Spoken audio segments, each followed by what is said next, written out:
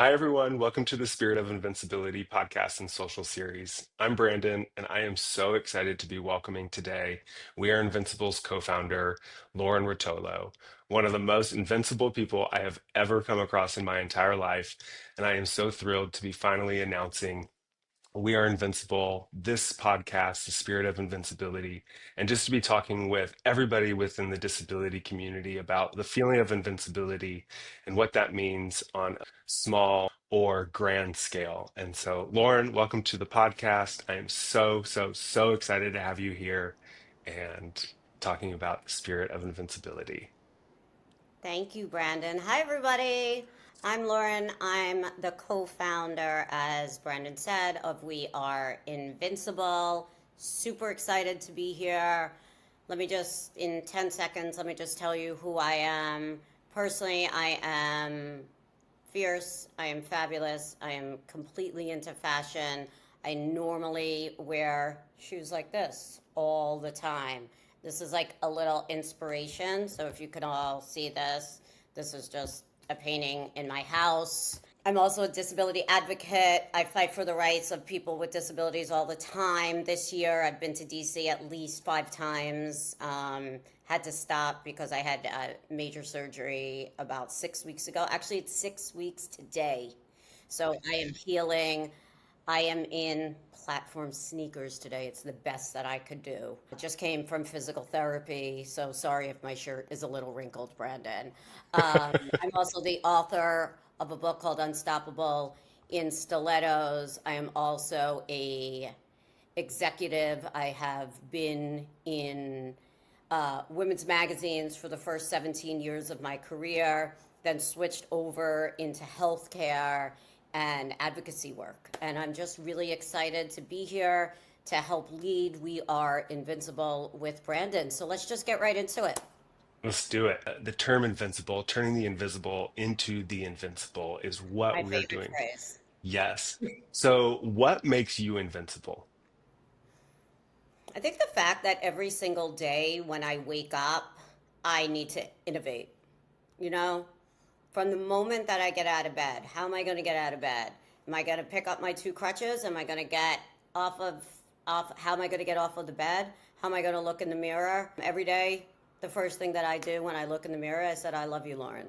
To walking out of my apartment, am I going to get in a cab? Am I going to take the subway? All the things that we as a community and we as individuals, we're innovators. And I think that as innovators, we have to be invincible. And that's what makes me invincible. And the secondly is my innovation plus my personality is is the constant positivity that I have, because if you just look at me, the world looks at me as negativity, right? They see I'm 4 foot, maybe a few more inches. My surgery made me 2.5 inches taller. Ooh, ooh.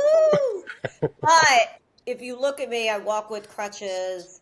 I'm, let's just say 4 foot 2.5 now. And so I look like I live in a negative world. But actually, No, you when I don't. look at myself and I say, I love you, Lauren, every single day, it really is because I love myself. I have true self love. I live in a positive world.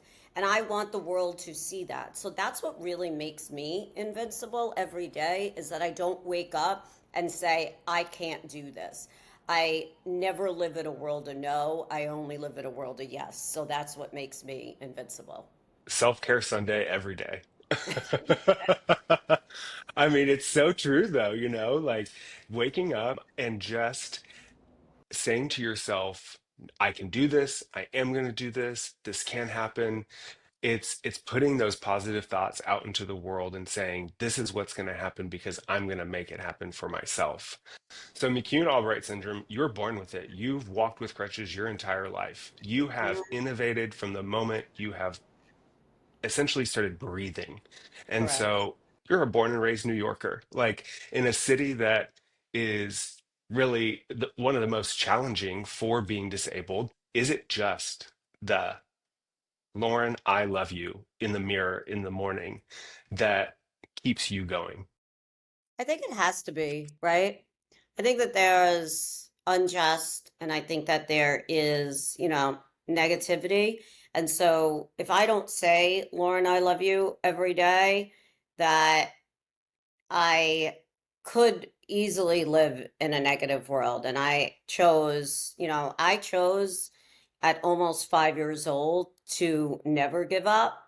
I had a choice, and I had a choice to sit in a wheelchair and to let myself decline, or I had a choice to walk.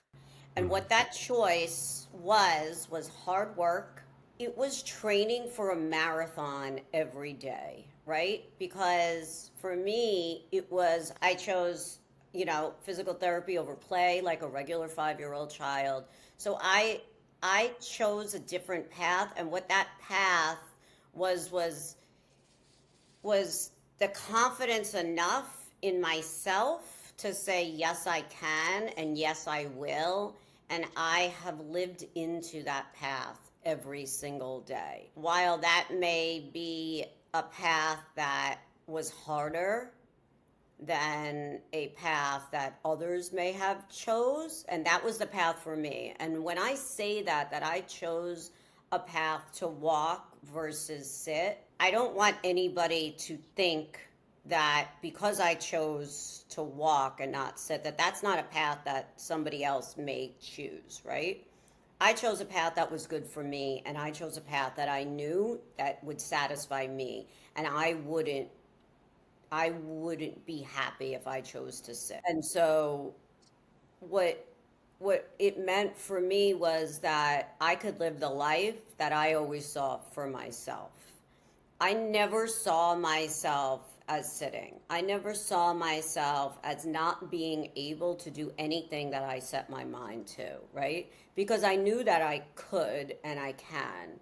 And that I that could and can has been with me, whether it be professionally, whether it been in the doctor's office, whether it be in a clothing store, whether it be putting on shoes when everybody said you could never walk in heels, right? Whether it be that they weren't going to make me a shoe that was 5 inches tall. So what happened? I made my own shoes, right? So whatever the path that I chose was, if you said no, I couldn't, I changed it to yes, I can, and I did.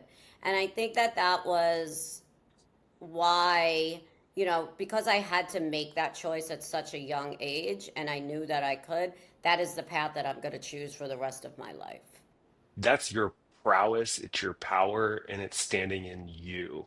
And Yeah. I think that's what really this podcast is meant to do, is really just to just open up the conversation around this one word and subject matter and really try to understand that on an individual and a large scale societal basis. Tell me about a day in your life that you felt invincible. I've had many days, but there was one day that you really own your power. And I think that that's what being invincible really means too, is to how can you own your power? And it doesn't mean, and that's what it means to me. I was in speaking school. It was during the pandemic, and I knew that I had to get my message out to people. And what was the best way to get my message out to people than to really speak and to do keynote talks, of which I do today. And I was in the speaking school, and I go up on stage and I start to speak, and the teacher says to me, "Get off the stage." And I was like, "Oh my God, what did I do?" And he was a little scary, I have to be honest with you. Like everybody would like be like, "Oh," because he would be like, "That's not the word that you have to say." So he's like, "Get off the stage," and he was like, "Now get back on the stage and don't say a word." And I was like, "Okay." He's like, "Just stand there." And he said, "The power," and then he made me stand there. I'm sorry, he made me stand there for 45 seconds. And he said to the restroom, there were like 20 people in the class, and they said, "Don't just stare at her. Don't say a word." And all of a sudden, there's these people like staring at me, and they don't know why they're staring at me, and I don't know why I'm staring at them. And they said, and then he asked me, he said, now say the first 5 words of your talk. And the first 5 words of my talk were, how do I make you feel? And Wow. then people say, raise their hand. And then I'm not really answering them. And then he has me get off the stage. And it was a really powerful moment. And it really, what does it say is that I can conduct a room based on me, based on who I am, what I represent, and how I can conduct myself, just standing there in silence. And I felt truly invincible in that moment. In 45 seconds, you don't realize how long that is and that how you can host, or he said it doesn't matter if there's 20 people, 500 people, or 5,000 people in the room, that you can stand on your own. And that's how, and that's what I do now. Bring the And house down. yeah, you bring the house down. Yeah, And that's the power of you, that you can do that. And if you can hold a room for 45 seconds in silence without anybody looking at their phone, and you can right. just stand there, that's the power of you. You are truly invincible if you can do that. Everybody go ahead and pause this video for 45 seconds to feel what that feels like. But to be standing on stage in a room of people who you don't Yeah. know, what was going through your head during those 45 seconds? I was Were you like, oh looking my at God. everybody? Was I everybody was looking staring? at everybody. I was like, what are they thinking? And I was just like, everybody is staring at me upside down and being the producers of my life right now, which is true. And I think that when you are physically disabled, people just look at you. They have an assumption of the way that you are, the way that you live your life, your pain, that you may or you may not have a job, or you may or you may not live a certain life, that you may or you may not have friends, like you may or you may not be married. Like they assume all these things. And what happens when people assume makes an Right. ass out of you and me. And so I think that that's what We Are Invincible will do. It's going to inform, I think, through our storytelling, it's going to tell incredible stories of how invincible our community is. It's going to remove the stigma that is, and it's going to just tell these incredible stories of these invincible people that are doing incredible things today.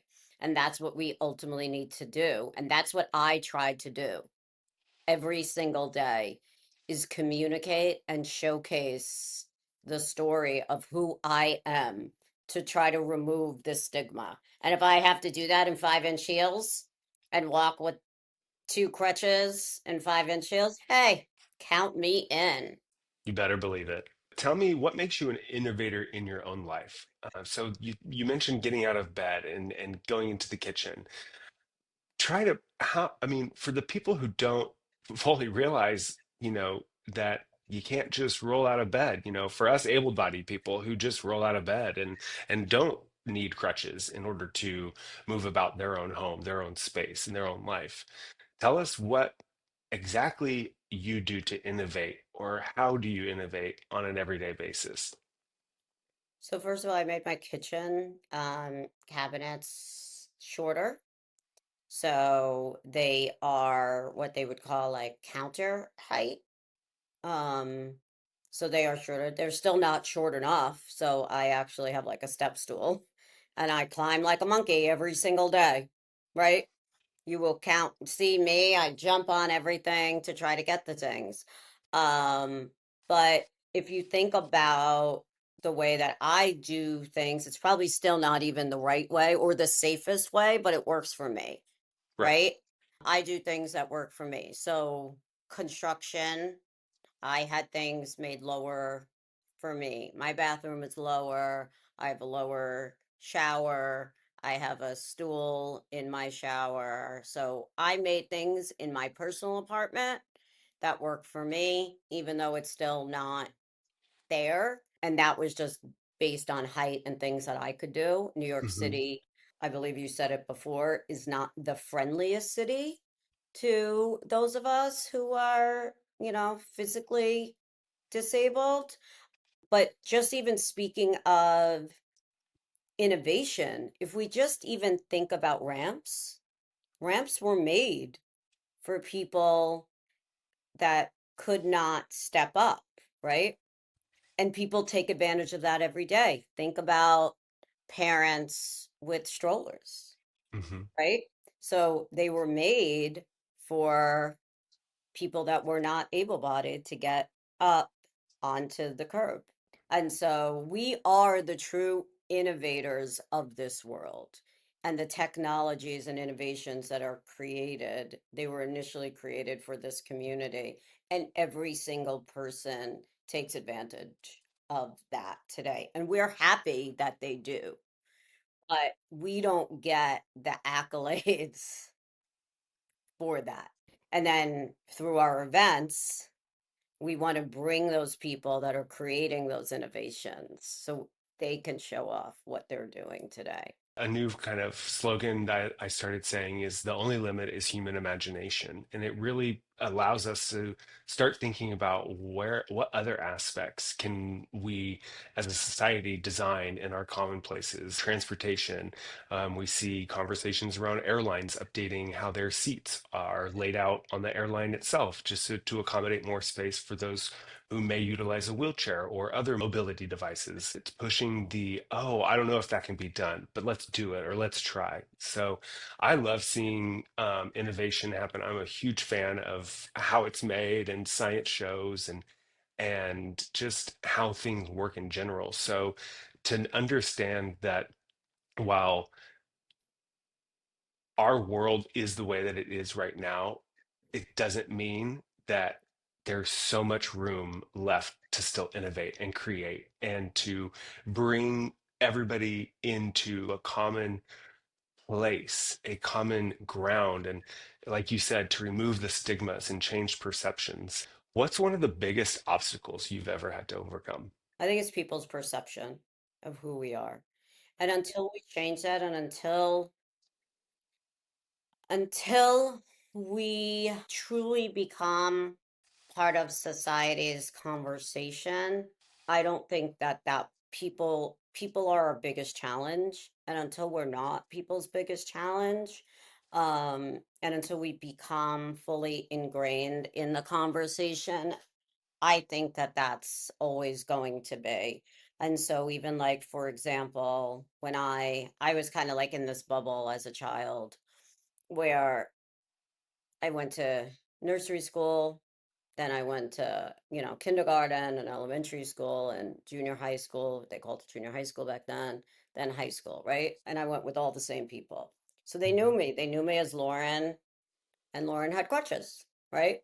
And Lauren was no different than anybody else. I was never bullied, thankfully. I was never really thought different. The only thing that I was felt different as is that like boys didn't like me like that, right? They liked me as a friend. And so that was really hard for me. But then when I went to college, I was Lauren with crutches, and everybody looked at me differently. And that was when I started to get questioned. And that was when I saw the world as a real disabled person. And people started asking me tons of questions about my disability. And that was when I started saying, wow, I'm not Lauren the person anymore, or Lauren the funny, fashionable person that everybody likes, right? I'm Lauren the disabled girl that people are kind of afraid of, that people like kind of want to stay away from. And like I had to really like I became like a little quiet, and That was very different for me. Until like people really got to know me, and it took time, and it took a lot of conversations, and it was a huge change for me. Um, and I had to like become cool again. Like I wasn't cool. Yeah, fit into a new Yeah, club. Did you go yeah. to school with any of your high school friends or No, wow. no, I didn't. And that was a huge change. And so I wanted, like I didn't go to school, like you said. I didn't like, even though like I still went to school in New York, it was very different. So I kind of like had to change personalities and I had to ask questions to myself. And that was Right. very, very different. I was no longer sheltered. Well, and you talk about the self-care. So it's like it's self-care, it's self-reflection, it's Yeah. it's it's this internalized feeling of okay, I was this person in high school, but now I'm in college, I'm getting older, I'm growing, and it's this like fitting in too. But I've also thought about this from an education and schooling aspect as well, because as I think more and more about where has disability been in my life, that's just it. When I was in school, grade school, we did have disabled peers in our classrooms. I would say more so in our school than in our classrooms. They were in special ed or in a different classroom, and so not within the same space, learning Mhm. separately. And it goes kind of into the whole seeing is believing, but not even really believing. It's not believing, but it's like to see is to be. And so the removal of those with learning indifferences, needing something special, but to be outside of the general class structure, I think is something that I'm really starting to look at from a societal standpoint and say, I mean, did that really help, or did it ultimately hurt the disabled community overall? Looking, Right. generations down the road now, I'm now pushing 40, not near grade school age anymore. And so generations have come. Disability representation in media is not evolving. It's still low. It remains 2 to 3%. And listen, it's not just in media, right? It's in corporate America. It's still 2.5% unemployment rate. And even in when we think about salaries, when we think about, I mean, it's a global, it's still a global pandemic if you think about it. And it's so sad. And you have to really, this is why I fight for the rights. If you're not even from a rare disease standpoint, you still don't get the money, you still don't get the research, you still don't get, it's still not mainstream. And it's still 15% of the global population. And it will always be. And everybody at one point in their life will feel and or be disabled. And until it becomes mainstream, we will always be here. That's why storytelling is so important. Showing the perspective of those who are most often perspectives are not even considered, not even a part of the conversation. Right. And the more educated people are, the less afraid they become. Exactly. So we've talked a lot about invincibility, a lot about your background and what has formed you. But who's somebody who you know who's invincible and has inspired you? There are many people that inspire me. I mean, an able-bodied person that's always inspired me is Madonna because she never gave up on anything. She always said that she was going to tackle the world. She truly has tackled the world. Brandon and I just spoke to Dr. Victor Pineda. He's incredible. He has been able to tackle in his world from a media perspective, from a political perspective. I'm so inspired by his work. I mean, there's so many Right. people. Like Yeah. I can't like put them all in one bucket, right? I yep, I understand for sure. if you had to choose one, Oh, who inspired you the most? I mean, I can't. I mean, there's also President Biden, right? Who has tackled his disability as well, right? I Yeah. mean, he had a stutter, right? He has a true stutter, and he still has tackled it, and the world has looked as at his stutter and has made fun of him, even in his last presidency, when he had to a lot of times sat back and paused during his speeches. Hmm. And they truly made fun of him for having dementia Right. because he had to pause. And that is, he had a true stutter. And when you have a true stutter, a lot of times you have to pause because you know that the word coming out is not going to be the exact word that you want to say, Hmm. right? So you Yep. have to say it in your head first. And it's a disgrace on how the media and or the comments on social media would be. And if you really looked into who he was or who he is not he's not gone. Um and he inspired me so much for the work that he has done for the disabled community As from a person, yeah, as a us- person in power with yeah, influence, with and who's influence. disabled himself. Mm-hmm. You know, from women's health to the disabled community to creating, a disability coalition. I mean, there's so many people. I can't like I can't pick. I'm sorry. I can't pick. I just She's not can't. she's not a picker. She's not a Not a chooser. picker. Like I'm a Gemini. I can't pick. It's impossible. She's creative. She has all of her favorites. She's got well, you haven't mentioned, well, has Madonna your fashion influence as well? Obviously, I had like 8 Madonna parties as a kid. If I could wear the lace glove, I would. I haven't seen you in a lace glove. I'm sure you Well, have one. I should just wear one. I'm breaking it back. This has been an incredible moment of just understanding you a little bit better as we continue to build out We Are Invincible and share our mission with the world. Is there anything else you want to just leave everybody with as we say goodbye?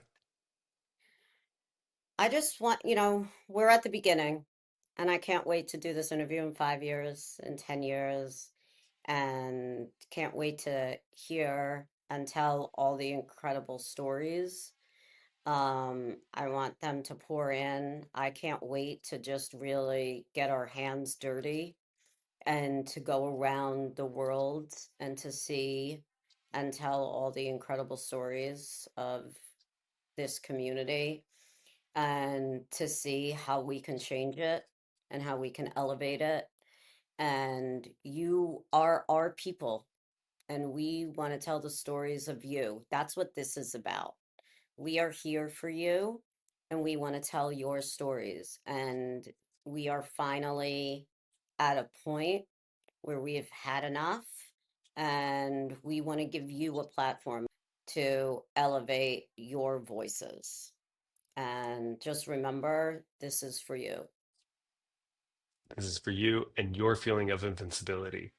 Thank Yep. you all for sticking around, listening to our conversation today. Come back, like, listen, comment, and share your story of invincibility with us. We're looking Yep. forward to talking to everybody and hearing from everybody. So take care, and we'll talk soon. Bye, Okay. everybody. Bye.